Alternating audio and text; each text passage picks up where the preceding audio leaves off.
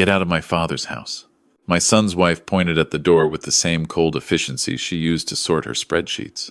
You've overstayed your welcome, Harold.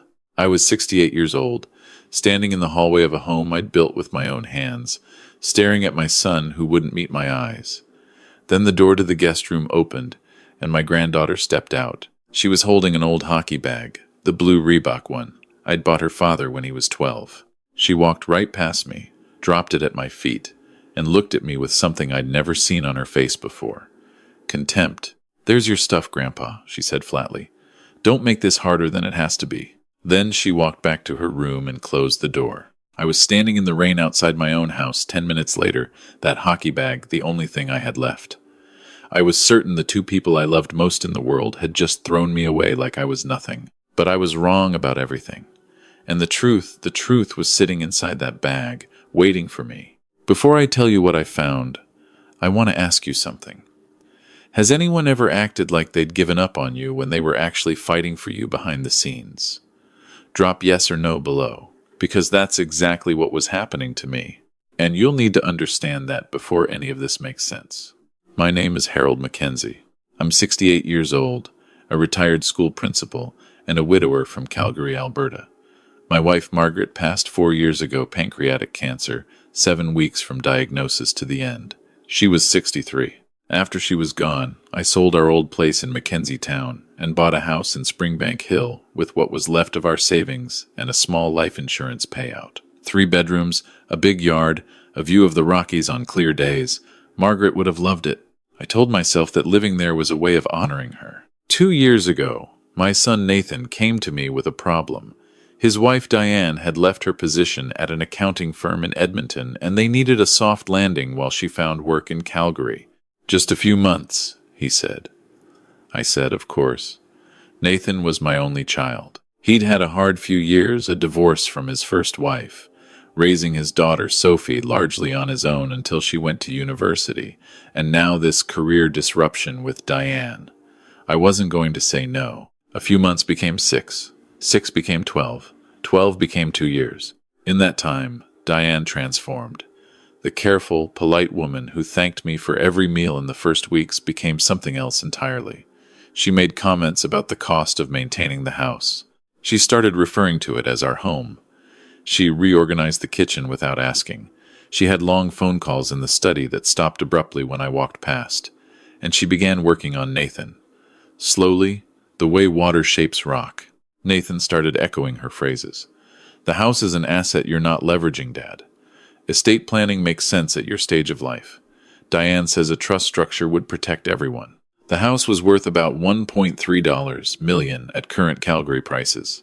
I'd seen Diane's eyes calculate that number the same way I used to watch students calculate an exam score. It meant something to her. It meant everything. 3 weeks before that night in the hallway, she brought papers to the dinner table. A transfer of title. My name off. A family trust on. She'd even had them notarized, the spaces for my signature already flagged with yellow stickers. I put down my fork. I need to think about this, Diane. Her smile didn't waver. Of course. Take your time. But her eyes said something different. They said she'd already decided how this ended. That Tuesday in October, Nathan came to my bedroom door. His jaw was tight, the way it gets when he's been rehearsing something. Dad, we need you to sign the papers. I told Diane I need time. You've had 3 weeks. I'm 68, Nathan. Not 98. There's no emergency. Something flickered across his face. Guilt, I think. But he swallowed it. Diane has a legal contact. She says if you won't cooperate, we may need to explore power of attorney options. I stood up slowly. Are you threatening me with power of attorney in my own house? He didn't answer. He couldn't look at me. Then Diane appeared in the doorway behind him, her voice calm, almost gentle. Harold, you're becoming a burden on this family. I think you know that. She paused. Nathan agrees. I looked at my son. He said nothing. He just stared at the floor. Before I could respond, I heard Sophie's footsteps in the hallway.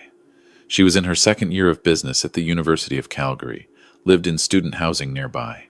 I'd thought she just stopped by for dinner. Instead, she walked past the doorway without looking at me, went to the guest closet, pulled out that old hockey bag, and started filling it with a few things from my nightstand.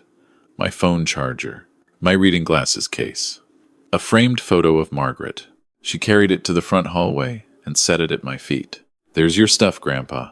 Don't make this harder than it has to be." I stood there for what felt like a full minute. Nathan still wouldn't look at me. Diane held the door open. The October wind came through cold and sharp. I picked up the bag. I walked out. The door closed behind me. I sat in my car in the driveway for a moment, hands on the steering wheel, engine off. The rain had started, that gray Calgary October rain that can't decide if it wants to be sleet. I drove 3 blocks to the Tim Hortons on 69th Street, parked in the corner of the lot, and sat under the yellow lights with the hockey bag on the passenger seat. I don't know why I opened it there. Maybe I needed something to do with my hands. Whatever the reason, I unzipped it and my whole body went cold. Underneath my phone charger and my glasses case was a bank envelope. Inside that envelope was a debit card with a sticky note. PIN, 1963, Mom's birth year. There's $380,000 on this. It's mine. Don't touch anything until you read the letter. The letter was folded in 3, written by hand in Sophie's careful printing. "Grandpa, I'm so sorry. I need you to trust me the way you trusted me when I was 7 and told you I hadn't broken that window. You believed me then. Please believe me now. 6 weeks ago, I came home early from a study group. Diane was on the phone in the backyard, not realizing I could hear through the kitchen window. She was talking to someone named Clive. I think he's a real estate lawyer. She said, 'The old man won't sign. We're going to have to move to the other option. Once the title is in trust and Nathan's a co-trustee, we can register the HELOC without Harold's knowledge.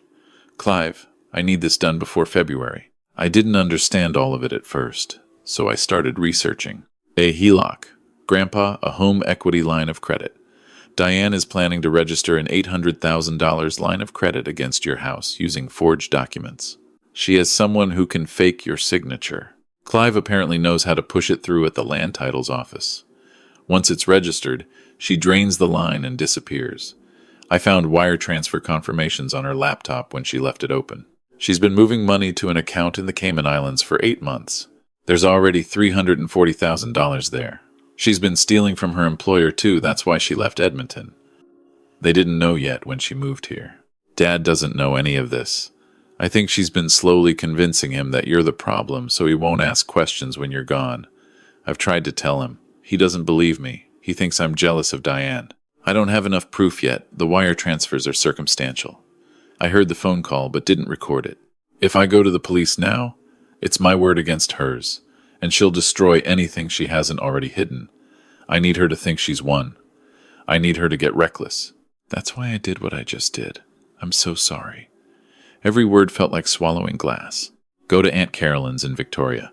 Don't use your personal debit card or credit card. She'll be watching for activity. Use the card I gave you. It's linked to my savings account. I've been working since I was 15. This is what I want to use it for. I'll be there by Thursday. We'll fix this together. I love you.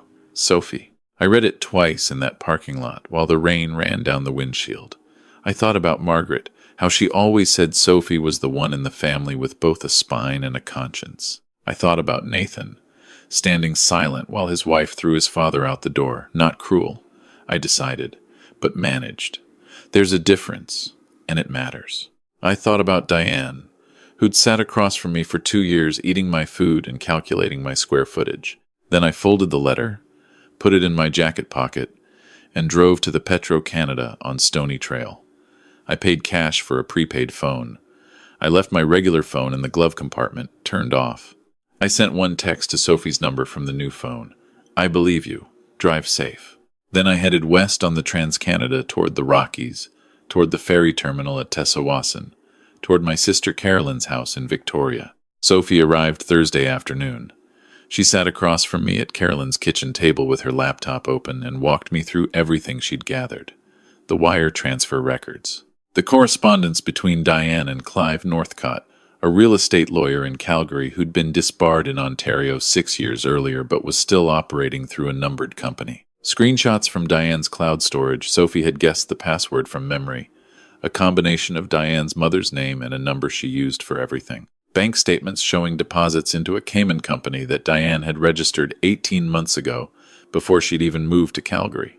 She planned this before she married Dad, Sophie said quietly. I sat with that for a moment. Does your father know? No. Her voice didn't waver, but her eyes did. He's going to be devastated.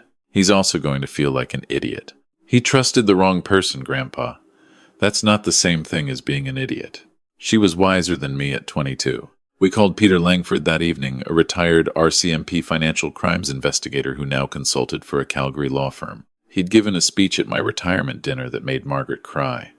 I'd never imagined needing him for something like this. He picked up on the second ring and listened without interrupting while I talked for 18 minutes. Harold, he said when I finished, sit tight. Give me 48 hours. Peter connected us to Sergeant Angela Tran at the RCMP's Financial Integrity Unit in Calgary. She reviewed Sophie's documents and told us what we already suspected. The evidence was strong but not yet complete. The wire transfers established the fraud infrastructure. What they needed was the act itself. Diane and Clive attempting to register the fraudulent HELOC against the property title at the Alberta Land Titles Office. If she believes Harold is gone and not coming back, Sergeant Tran said, she'll move. People like her always do. They can't help themselves.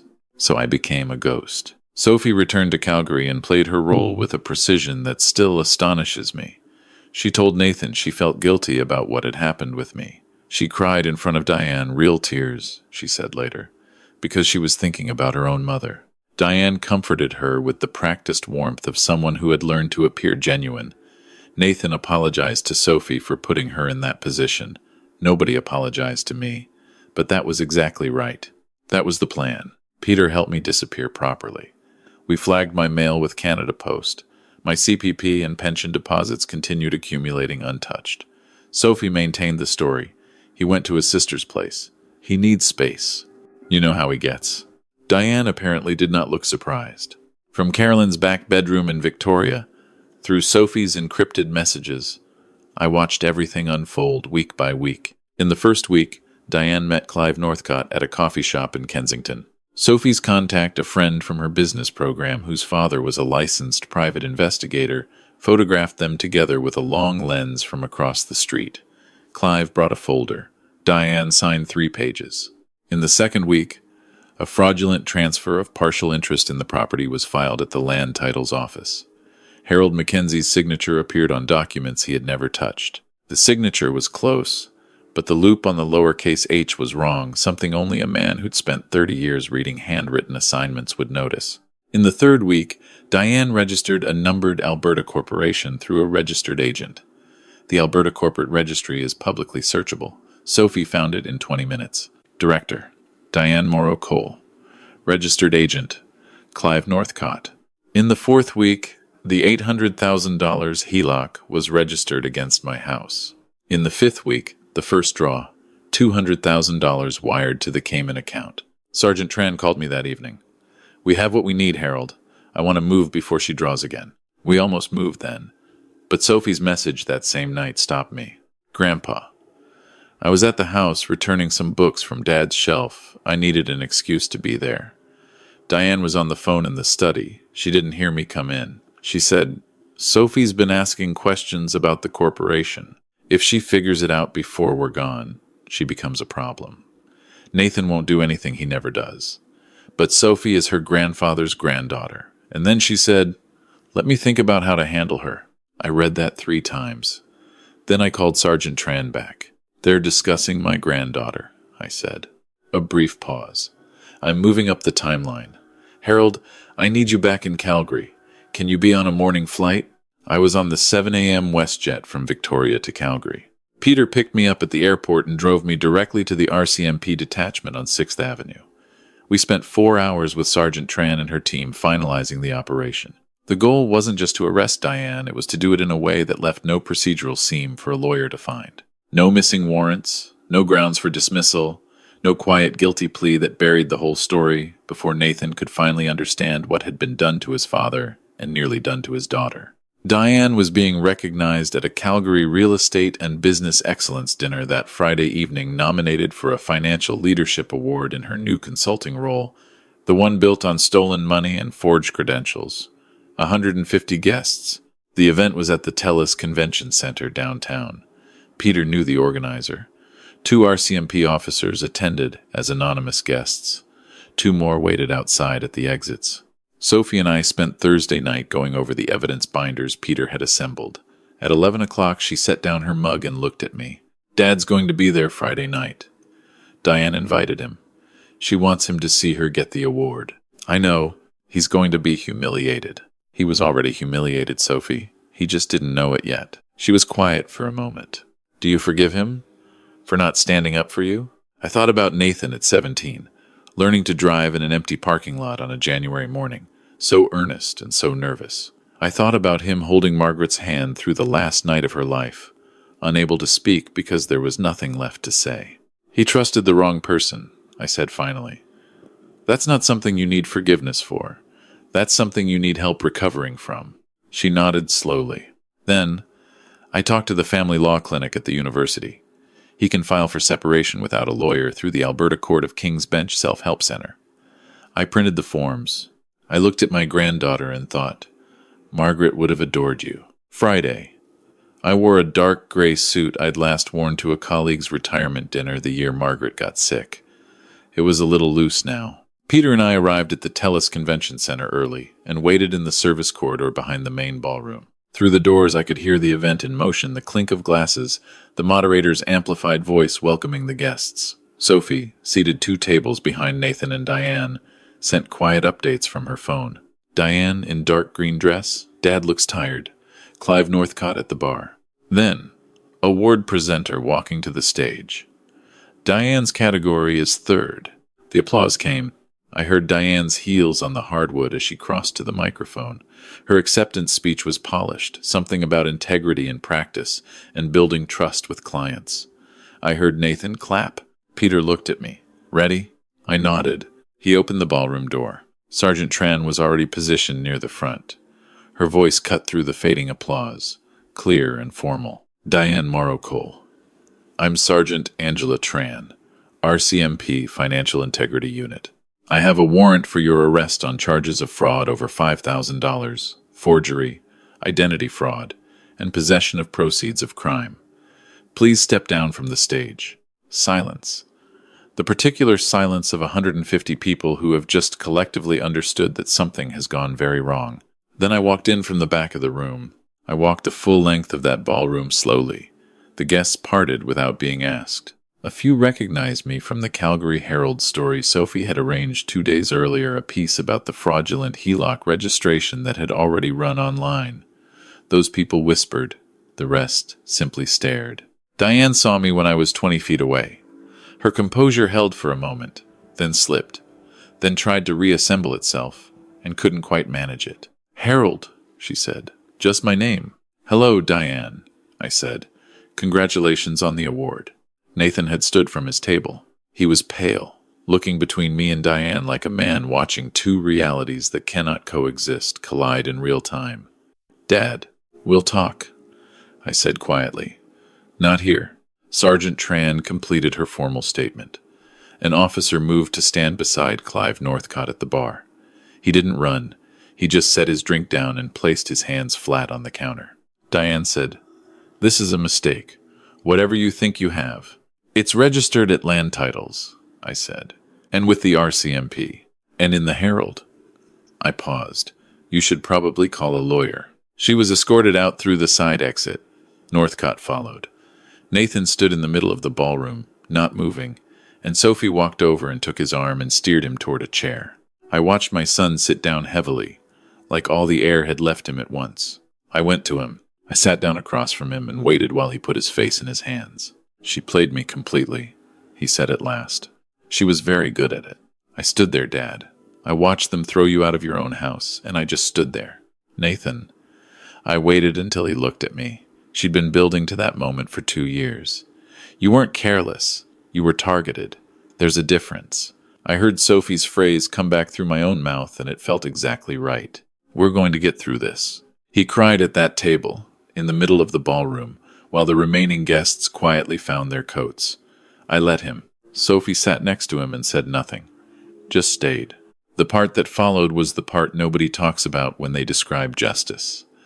The paperwork, the court appearances, the calls with the Crown's office, The meetings with my lawyer, Renata Singh, who charged $450 an hour and was worth every cent of it. Diane was charged under the Criminal Code of Canada. Fraud over $5,000, forgery of a legal document, identity fraud, and possession of proceeds of crime. Clive Northcott was charged as a co-conspirator. The Alberta Law Society was notified, not that his standing had much further to fall. Diane's former employer in Edmonton, having completed their own internal audit, filed a civil claim for the $178,000 they'd established was missing from client accounts during her tenure. The fraudulent HELOC was annulled by court order. My title was restored. The $200,000 drawn before the arrest was recovered through an international asset recovery process that Sergeant Tran and the Crown handled with quiet efficiency. This is Canada. It takes longer, it involves more forms, and somehow it still gets done. Diane pleaded guilty on 3 of 4 counts. She was sentenced to 6 years in federal prison. Clive Northcott received 4 years and was permanently disbarred, which, judging by his expression at sentencing, felt like the more significant consequence. The judge said something I've thought about many times since. Financial crimes against elderly family members represent a particular betrayal of trust that this court does not view lightly. Both of them, sentenced. No quiet plea that buried the story. No procedural escape. Nathan filed for divorce in November, using the self-help forms Sophie had printed. He moved into a rental apartment in Beltline and started seeing a counselor, Sophie's suggestion, though she'd never say so directly. He and I had Sunday dinners every week through that winter. Slow-cooked things, stews and roasts, soup from the beef stock Margaret used to keep frozen in old yogurt containers. We talked about her a great deal on those evenings. We talked about things we'd never quite gotten around to saying. It turns out that nearly losing something concentrates your attention wonderfully. In the spring, I made a decision about the house. I'd thought about staying, but Sophie had been right when she said some spaces hold too much shadow. I'd walk into the study and think of Diane on the phone, planning. I'd stand in the hallway and feel the draft from a door that had closed on me. The house was beautiful and it was mine and it wasn't home anymore. I sold it in April for $1.31 million. Sophie refused any share of the proceeds. She said the $380,000 had been the best investment she'd ever made, and she didn't say it like a joke. I transferred $100,000 directly into her TFSA anyway. She sent me a voice message that was mostly silence, and then her trying not to cry. I bought a smaller place in Inglewood, 2 bedrooms, a little garden close to the river pathway. I can walk to the farmer's market on Saturday mornings. Margaret and I used to go together. I go alone now, but the vendors are starting to know me, and alone and lonely are not the same thing. With the remaining funds, I partnered with Peter Langford to start something I'd been thinking about through all those quiet weeks in Victoria when I had nothing but time and a borrowed bedroom and a clearer view than I'd ever had of what actually mattered. We called it the Mackenzie Elder Protect Initiative. It runs out of a community center in Forest Lawn, free legal and financial literacy workshops for Albertans over 60. We cover title fraud, HELOC scams, power of attorney misuse, and how to recognize when someone in your life is managing you rather than caring for you. Sergeant Tran comes in quarterly to speak. Renata donates 4 hours a month. We had 23 people at the first session. By the third, we'd moved to the larger hall. Sophie is finishing her degree this spring. She's applied to a graduate program in forensic accounting. The admissions essay, she told me, is about the difference between auditing numbers and protecting people. I told her that was exactly right. Nathan came to one of my workshops in February. He sat in the back row and listened for 90 minutes. Afterwards, he helped stack the chairs. We drove home in his car and stopped for poutine on 17th Avenue and sat in the booth until the staff started giving us pointed looks at closing time. It was the best conversation we'd had in years. People ask me what I learned from all of it. At workshops, at speaking events, when a stranger in the grocery store recognizes me from the Herald story and wants to shake my hand, I always think carefully before answering because I want to get it right. Here's what I know. Diane Morrow Cole looked at a 8-year-old widower and saw an asset that hadn't been properly extracted yet. She was not unusual in this. Financial elder abuse is the fastest growing form of fraud in Canada. She thought age meant diminishment, that grief meant distraction. That a man who'd spent 40 years teaching other people's children had nothing left worth spending on himself. She was wrong about all of it. I have more clarity now than I've had in decades. I know who I am. I know what I built: a career, a family, a granddaughter who had the courage to look me in the eyes and say something that broke her heart in order to save mine. I know that the people who love you sometimes cause you pain to protect you from something worse, and that the real test of a relationship isn't whether it's always comfortable, it's whether it's always honest in the end. God gives you what you need to survive the thing you're facing. I've come to believe that, not always in the form you'd expect. Sometimes it arrives as a hockey bag dropped at your feet by a 22-year-old who learned everything she knows about loyalty from watching you love her grandmother. I'm 69 years old. I teach workshops 3 times a month. I have Sunday dinners with my son. I have bi-weekly calls with Sophie where she explains forensic accounting concepts I only half understand, and I tell her things about my garden she only half pretends to care about. I sleep without difficulty, which is not nothing at my age. I want to say one more thing to whoever is listening, especially if you're in that season of life where the world has started treating you like a problem to be managed rather than a person to be respected. You are not your age. You are not your grief. You are not the door that was closed in your face. You are what you choose to do next. You are the prepaid phone purchased with cash at a Petro-Canada at 10 o'clock at night. You are the letter read under fluorescent lights in an October parking lot. You are the quiet decision to get in the car and drive toward the people who still love you. What Diane gave me, without meaning to, was the reminder of what I was still capable of. The patience, the strategy, the willingness to wait when every instinct said act. Those are not qualities that belong to youth. She learned that too late. So if you feel invisible, if someone in your life is making you feel like a burden, like your best years are a line item on someone else's financial plan, hear me clearly. They've already made their mistake. They just don't know it yet. Thank you for listening to my story.